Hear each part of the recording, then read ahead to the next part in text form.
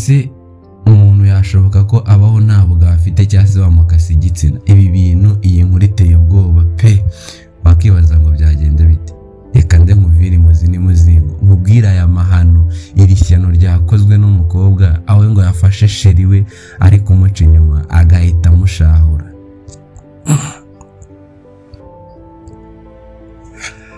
Ubundi abanyarwandakazi tuzi ko gushahura biba ku ihene ari byo bita gukona, none ibi byabaye biteye ubwoba pe. Nabuze naho mera mvuga aya marorerwa, biteye ubwoba pe. Ibaze uwo musore bakase igitsina ari nk'umwana wawe, cyangwa se uwo ngo bavuga ko yakase igitsina ari umukobwa wawe. Ni ibintu biteye ubwoba, biteye n'isoni, biteye n'agahinda. Ariko wakibaza ngo ubundi yamukase igitsina ngo bigenze bite? Ubundi aha ni mu karere ka Rwamagana mu murenge wa Musha niho bivugwa ko iyi nkuru yabereye. Umusore bivuga ko ngo yari afite sheri we bari bamaranye imyaka 3. Iyi nkuru uko bigaragara wayitangaje umukobwa, ndabona ari Mutoni, sinzi nimba ari irindi zina afite ariko zina bagaragaje ni Mutoni gusa. Ngo uyu musore bamaranye imyaka 3 bakundana. Uyu musore ngo ejo bundi uko bigaragara ngo yagiye gusura uyu mukobwa nk'ibisanzwe, amaze kuva y'abasore natwe tugira ingeso ngakatira ahandi hantu, nimba yaragiye kwirwanaho. Ariko mu nkuru bivuga ko ngo yaciye uyu mukobwa inyuma, uyu mukobwa akaza kumufata nyuma. Ngamaze kumufata rero icyakurikiye muracyumva, nicyo nababwiye giteye amahano yakoze, aya marorerwa ateye n'ubwo ngo yaramushahuye ahita amukata igitsina. Iyi nkuru abayitangaje cyangwa se ibinyamakuru byose byayanditseho cyangwa se uwayivuze wese kuri social media zigiye zitandukanye ntago yigeze yivimuzi n'imuzingo gatubwire se uwo musore bakase igitsina nimba yarapfuye cyangwa se icyo gitsina bagishyize umukobwa wamushahuye yabigenje ate. Ariko reka nze ngewe muvire imuzi n'imuzingo y'iyi nkuru nkumara amatsiko nkubwire iby'aya mahano n'amarorerwa. Murabizi ko nkora ibishoboka nkagerageza kugira ngo ndebe ko nabazanira utuntu tw'ubwenge inkuru zicukumbuye. Rero kanze nkubwire ukuntu byagenze, ariko mbere yuko ntangira kubwira ukuntu iyi nkuru yose ihagaze, ndagusaba banza ukore subscribe, fungura akazogera. Iyo niyo nkunga cyane ubuhaye mu YouTube, kuko iyo niyo nkunga irenze amafaranga yakabaye kwaka. Nurangiza rero nubwo biteye ubwoba ariko ukunda iyi video pe, uyikunde, wisharinge. Ubwo sinzi ibyo muri buvuge muri comment, kuko biteye ubwoba nanjye ubu byandenze, nanjye mfite ubwoba bukase. Rero iyi nkuru ukuntu itangira bivugwa ko ngo uyu musore yakundanaga n'uyu mukobwa witwa Mutoni, bari bamaranye imyaka 3. Uyu musore ku itariki 20 nibwo yagiye kumusura z'uku kwa 6. Maze kujyayo baraganira nk'ibisanzwe nyine nk'abantu bakundana, namwe murabizi, ndabizi ko namwe murabizi.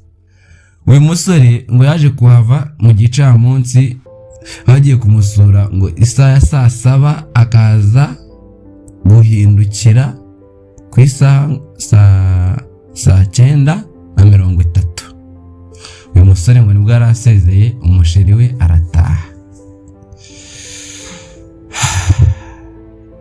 Iyi nkuru iteye ubwoba pe.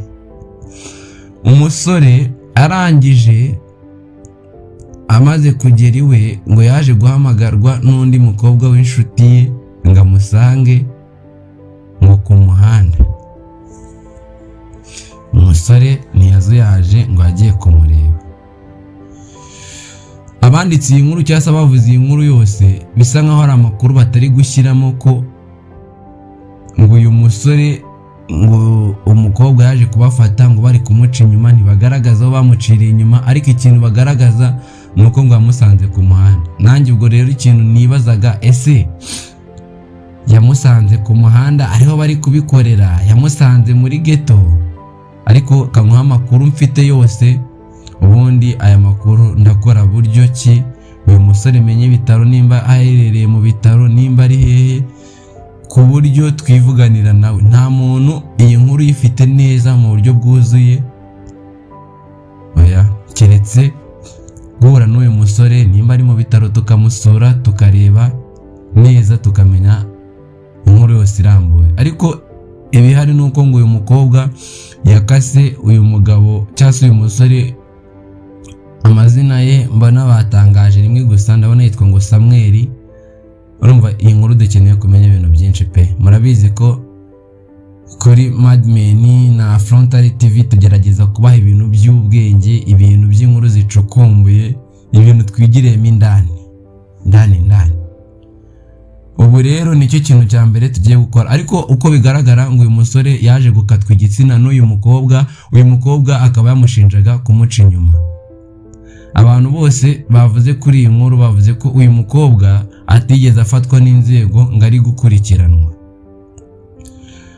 Ku rubuga rwa RIB nta kintu bigeze batangaza kuri iyi nkuru. Urabona n'ubundi nkuru zishyirwa ku rubuga usanga ari inkuru nyine zabaye hiti z'abastari, abastari bafunzwe, ngo abatinganye ngo bafunzwe, usanga ari izo nkuru ziriho. Ariko ntabwo wapfa gusangaho ngo inkuru ngo uyu muntu wibye inkoko, uyu muturage ngo watemye undi gitoki, ntabwo bikunda kubaho. Rero iyi nkuru ndagira ngo dufatanye n'aba Frontale TV n'aba subscribers n'abantu bakurikira ibikorwa byacu bya buri munsi, twinjire neza mu murenge wa Musha, tumenye neza ahantu uyu musore arwariye, tumenye neza ibyakurikiyeho, tumenye nimba uyu mukobwa yarafashwe, kuko inkuru zose zarangiye zivuga ko uyu mukobwa ari gukurikiranwa n'amategeko. Tumenye niba ubwo bugabo yakase hari ahantu yabushyize. Bavandimwe rwose ibi bintu byanteye ubwoba. Nanjye ndi mu bantu none bari guhamya ko imperuka ishobora kuba igiye kuba imperuka yegereje, kuko niba umusore afatwa n'umukobwa akamuca ubugabo, murumva ni imperuka pe. Ariko ubwo bubabare uri kubwumva. Bavandimwe banyarwandakazi, ibi bintu rwose biteye ubwoba. Nimba abari bacu bagezeho bafata abasore bakabakona, so no gukonara, bakabashahura kuko yaraciye bivaho neza, biteye ubwoba. Ubwo rero amakuru arambuye ngiye kuyinjiramo ku munsi w'ejo, ndahura n'uyu musore byange bikunde, ndajya mu bitaro nimba yarwariye. Ngewe ubu ngiye kumanuka ngimusha, ndabizi ko iyi nkuru ndaza kuza nyitahanye. Ariko amakuru agaragara cyangwa amakuru yarabashije gushyirwa hanze nuko uyu musore yakaswe ubugabo na sheri we, avuga ko ngo yarari kumuca inyuma, akamuca inyuma n'undi mukobwa. Bivuga ko niba babanje ngo kurwana bikagorana, umukobwa wundi akaza kurangira ahunze agasigara na sheri we. Rero ubwo ikintu tutamenya niyo nkuru yanditswe gusa, niyo nkuru abanyamakuru bose bari kuvugaho, nta girenzo bafite. Yewe rero murabizi kuri Frontale TV na Madmen tubaha ibintu by'ubwenge. Ngiye kumanuka none ahangaha, ngewe ejo ndabaye inkuru neza uyu musore nimba ari mu bitaro tumusure, tumenye byinshi kuri iyi nkuru, tumenye amakuru arambuye. Ubwo rero nagira ngo mwibutse gukora subscribe nimba utarayikoze, ndagira ngo ukore subscribe w'umunyamuryango w'izi TV uko ari ebyiri, atazagira ikintu kimwe kizajya kigucika. Urumva uhita ufungura n'akazogera kugira ngo umenye ibyabaye kuri iyi nkuru ukuntu byaje kuba bimeze, kuko ejo byanga bikunde tugomba guhora nawe tugakora igice cya kabiri cy'iyi nkuru. Nimba yaranapfuye tukabimenya, nimba yaranashyinguwe tukamenya nyine ukuntu iyi nkuru yarangiye. Teye ubwoba pe. Likinga iyi video rwose, wilikinge nubwo iteye ubwoba, ariko wilikinge, wisharinge ku basore n'abagabo bari gukora amarorerwa yo guca inyuma abasheri babo kandi bazi ko bafite abasheri babo bafuha. Niba hari uwuzi uteye utyo ufite sheri ufuha umurabura umubwire ko ibintu bikaze amazi atakiri yayandi. Ko nimba uyu musore bamuciye igitsina koko nimba ari ibyanyabyo ko wowe yazagufata agahita guca umutwe. Usharinge yino video rwose ni inkunga ikomeye. Igitekerezo ikibazo cya cyifuzo nisange muri comment. Ariko ikibazo nibaza cyangwa namwe mwibaza uwo mukobwa ubugabo yabushyize hehe? Ndagira ngo rero nimba mwumva twashukumburiye inkuru tukamenya ukuri kose ku byabaye mwandike muri comment muvuge ngo tuyicukumbure. Ninsanga koko ari ngombwa ko tuyicukumbura turabikora, ninsanga mwebwe mutabishaka ntago turi bucukumbure ngo tumenye ibirenzeho kuko murabizi ko nimwe dukorera, nimwe muduha morale, nimwe mutuma tubyuka tukajya guhiga amakuru. Ubwo rero muri comment mwandike ngo tuyicukumbure, nanjye ejo mu cyakare ndabyuka mfata imodoka, mfate cameraman wanjye, mfate ibikoresho, tugere imusha tumenye amakuru arambuye ku by'inkuru. Kuko ibinyamakuru byose ayo makuru nguhaye niyo byabashije kubona. Ubwo rero ejo ntucikwe kumenya uko iyo nkuru yose ihagaze, kumenya uko ibintu biri kugenda. Njyewe rero nagira ngo nkubwire ngo ni Alpha Male twari turi kubana muri iki kiganiro cyacu. Stay on, ndabakunda. Ciao ciao.